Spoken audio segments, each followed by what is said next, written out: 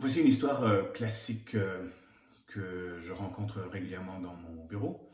Une patiente, appelons-la Marie par exemple, a été opérée du canal carpien à la main droite 3 fois par 3 chirurgiens de la main différents à 6 mois, 1 an d'intervalle.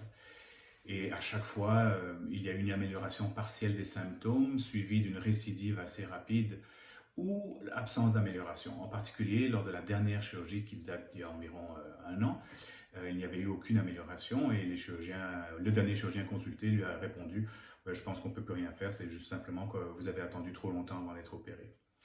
Alors, elle est venue me voir un peu en désespoir de cause pour savoir si je pouvais faire quelque chose.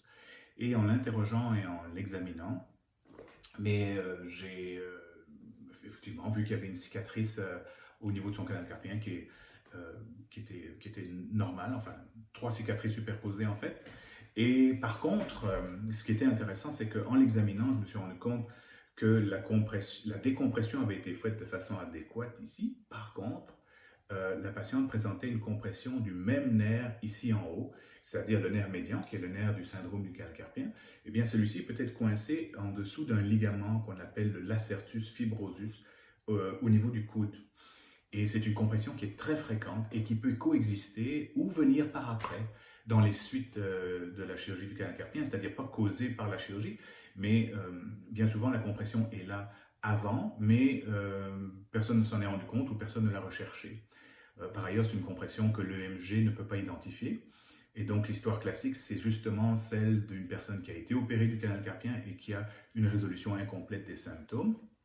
Ou alors quelqu'un qui a été opéré du canal carpien, qui allait mieux, et puis 1, 2 ans, 3 ans après, les symptômes réapparaissent, et là on se demande si c'est le syndrome du canal carpien qui est revenu. Mais quand on interroge et qu'on examine bien la patiente ou le patient, bien on se rend compte qu'en fait il s'agit du même nerf, mais qui est coincé plus haut, et il suffit de décoincer le nerf à cet endroit-là avec une intervention minimalement invasive, qui implique une petite incision de 1 à 2 cm dans le pli du coude, et les symptômes s'améliorent. Bien entendu, l'erreur, ce serait de procéder à une quatrième chirurgie de décompression du canal carpien, ou même à une troisième ou à une seconde dans bien des cas.